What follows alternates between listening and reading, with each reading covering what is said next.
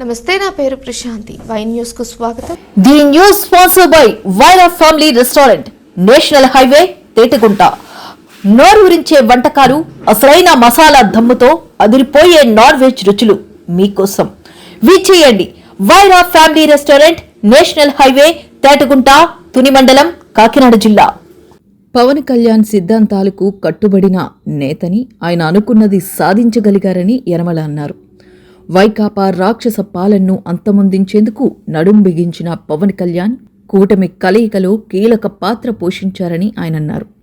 సరే, ఇప్పుడు మొన్న ఎలక్షన్లో 2024లో మనతో పాటు పవన్ కళ్యాణ్ గారు, వాళ్ళ పార్టీ నాయకులు, జనసేన నాయకులందరూ కూడా మనతో కూటమిలో కలిశారు. వీరితో పాటు కూడా బీజేపీ గెలిచింది.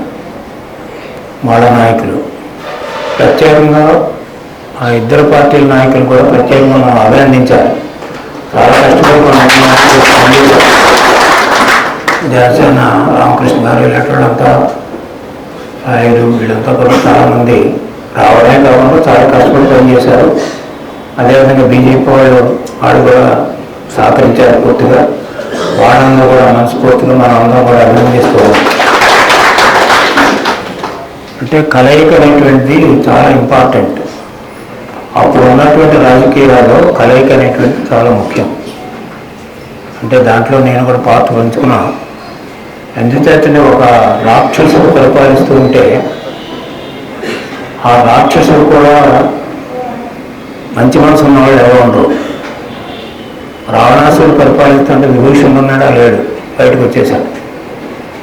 ఎంచేతంటే అది డిఫెక్షన్ కాదు, ఒక సిద్ధాంతపరంగా బయటకు వచ్చాడు. అతని సిద్ధాంతం ఏంటి చెప్పాడు, సీతాదేవిని తీసుకురాకూడదు, తప్పు, పంపించేయని చెప్పాడు. పంపించేయని చెప్తే నువ్వేది నాకు చెప్పమన్నాడు. ఆ మాట బరాయించలేక బయటకు విభీషణుడు వచ్చేసాడు రాముడితో కలిసి. అంటే ఇప్పుడు ఉన్న వాళ్ళు అయితే రాముడు కూడా డిఫెక్షన్స్ ఎంకరేజ్ చేసేయండి రాదు. అంటే శ్రీరామచంద్రుడు డిఫెక్షన్ ఎంకరేజ్ చేయలేదు, ఆయన సేవ్ చేశాడు విభీషణుడు రోడ్డు మీద ఉంటే. తర్వాత అతను యుద్ధం చేశాడు, తర్వాత రాజ్యం ఇచ్చాడు. అట్లాగే మిగతా సుగ్రీవుడు కానీ వీళ్ళంతా కూడా.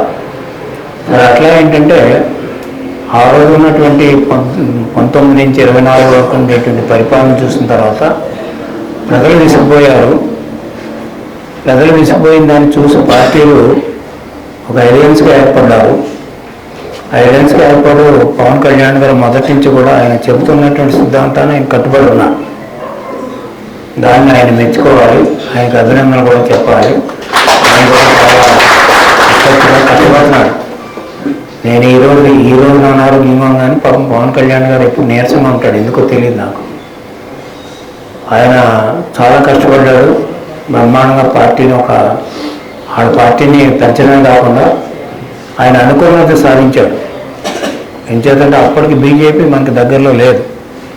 ఆ నేషనల్ పాలిటిక్స్ అంతా బీజేపీ మనం జనసేన పార్టీ కలవటానికి ముఖ్యుడు పవన్ కళ్యాణ్ గారు కలిసి సాధించాం.